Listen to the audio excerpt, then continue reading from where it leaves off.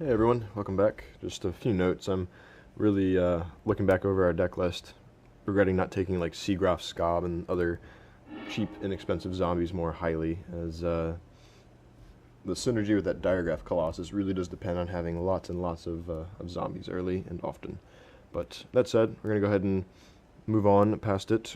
Taking the play here, I'm going to go ahead and keep this hand. I think it is fine if we find a swamp. Really any land. We can play Uninvited Geist, and then one after that, a Silent Observer, a Drunau Corpse Trawler. Of course we want a black land, however, to cast Kindly Stranger, and in the future, Geese's Bidding. So, on the play is good. We want to try and keep ahead of our opponent, since we don't really have much in the ways to slow their attacks down. Alright, and there's a swamp, so that's good news. We'll go ahead and play that here. Next turn, I'm going to probably start off with the Geist. And turn after that, I'm not sure. We'll have to wait and see what we find. Opponent doesn't have anything on the first several turns. That's good news for us. Go ahead and play the Uninvited Geist. One of my favorite named cards in the set. And hope to find any land, preferably a swamp next turn. Opponent's playing 3 colors. He's got himself a Gloom Widow. Unfortunately, we did not find a land, so I'm going to go ahead and attack. Because of Skulk, we can slip through the Gloom Widow, which could only block flyers anyway, so we can very easily slip past it. Go ahead and transform. And play a Kindly Stranger, I think. Yeah. That's all we can do. So we really want to land. Drownyard Explorers to block our opponent's Gloom Widow. Corpse Trawler to get some zombies to block with. Although we never really will have enough mana, I think, left over if we want to cast a spell every turn. It's going to be hard to use the activated ability. Silent Observer, Geese's Bidding, any of these cards comes online with another land. And there we go. Alright, so I'm going to hold back on the Kindly Stranger. Attack for 3, unblockable. So we have a clock. We can kill our opponent in 6 turns, assuming no life gain and the Trespasser survives. We really just want to continue to survive. We can shorten that clock even more if we flash in a Stormrider Spirit after our opponent has attacked with his Gloom Widow. So he's likely going to attack us next turn. I think we just want to play one of our blockers. Doesn't really matter, the Observer or the Explorer. Go ahead and play the Explorer, I guess. Opponent doesn't have any flyers. With 2 power, maybe we can hold off a hasty creature, I'm not sure. We'll see what he has. Pretty much any combat trick that would kill the Drownyard Explorer would also kill the Silent Observer, exception of like Dual Shot or something. Opponent has a 5-drop, Gatstaff Arsonist or something. Ooh, reduced to flesh, or reduced to ashes on our Drownyard Explorers so that he can pummel us for 6 damage. Alright, we got some choices here. Sleep Paralysis on probably the Gloom Widow, unless we want to just keep the aggression on. Silent Observer to block with. I think I like the Observer. I'm going to go and attack with both of our creatures here, and then play a Silent Observer, I think. Is that better? We're risking it getting removed and then taking another 6, whereas Sleep Paralysis would just take down the Provisioner. It's actually a difficult decision.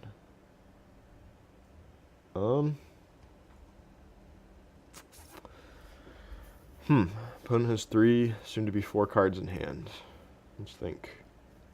Sleep Paralysis on the Provisioner or the Gloom Widow. Taking 3 next turn. Opponent is at 10, we're at 11. I think I actually want to Sleep Paralysis here. I'm going to go ahead and cast that on the Gloom Widow, so that we can attack with our flyers soon. This having Trample might have made that a better target, if we do intend to block it. But we're kind of on the aggression here as well. Sometimes it's difficult to read that exactly, who's the aggressor and who's supposed to just be trying to stay alive. If we can find black with Geese's Bidding, that would help us hold back a lot of his aggression. So he's only attacking us for 4 here. And he's probably going to follow up with another blocker. Hopefully it's just like a Watcher in the Web. Oof, Cult of the Waxing Moon. Alright, we really need another land. That would have made things a lot better for us. I think I have to hold back Kindly Stranger, attack for 3, and make 2 blockers maybe with the Corpse Trawler. Corpse Trawler can block the Messenger.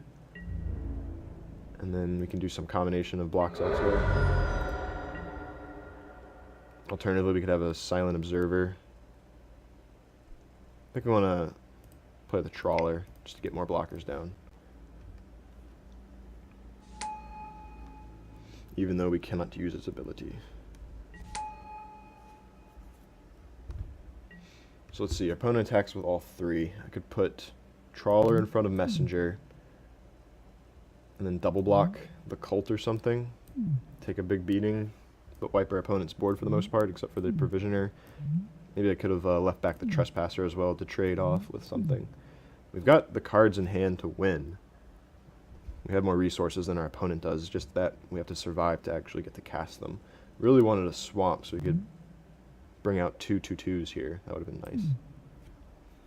Could also use a zombie to block the Messenger and then just chump block the Cult or something. Kindly Stranger, unfortunately, will not be transforming this game, I feel. At best, we'll get like 2 card types into the graveyard. Slayer's Plate. Okay. Puts that onto the Messenger, probably. Ooh, onto the Trampler, of course. That would have been a reason to sleep paralysis, but I did not expect that. So now we need like a bounce spell or something. Would be super nice. I'm going to be like chumping here. Let's see how many he attacks with. So unfortunately there's no way to strike back with 7 power. Yeah, I'm really wishing that I had sleep paralysis onto the Slayer's Plate, or just cast the Silent Observer at this point. It's unfortunate our opponent had that. So we need to put some amount of toughness here. If it dies, it'll actually make a Spirit, which can then get the Slayer's Plate, so we don't want to kill it, even if we could. So I have to put something in front of the Provisioner, preferably the one with the most toughness, I think. And then I can kill the Messenger, and then the Corpse Trawler blocks the Cult, perhaps. We would take 4, go to 3. And our opponent would have a 5/4 and a 7/5 Trampler left over. If we can make a blocker to keep us alive off the Provisioner, we will still have a 2/2 that can chump block the 5/4. So I think this is the best chance at survival. If we find a bounce spell, I think we're in great shape. Another land. So we could bring in the Storm Rider, but that might not do it. Let's see.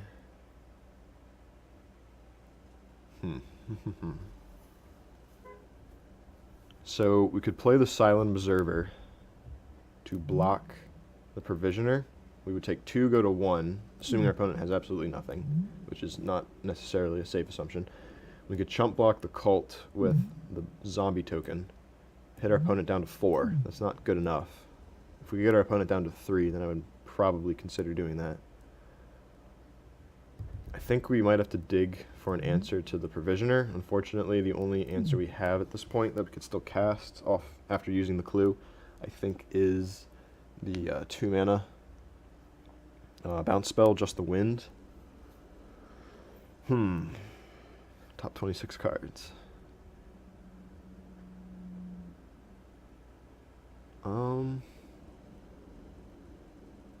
Yep, that was really tough. We might just barely lose the race here. Can't cast Geese's Bidding for multiple blockers. Wouldn't be enough either way, I think. Silent Observer can sort of barely keep us alive. If we have to leave back our 3/3 to block, I don't think I'm going to be beating the Slayer's Plate. Every creature he plays will, like, at minimum be attacking for 5, and nothing I have can block that profitably. If we kill the Provisioner, he gets a flyer off the plate, and that will just kill us very quickly. It's unfortunate. I could get our opponent down to 2 right now, and then we die immediately. So I think I have to actually sack the clue, as painful as it is. I just have to hope to find Just the Wind, find a swamp. That will not do it. So, yeah, we can't actually cast anything here.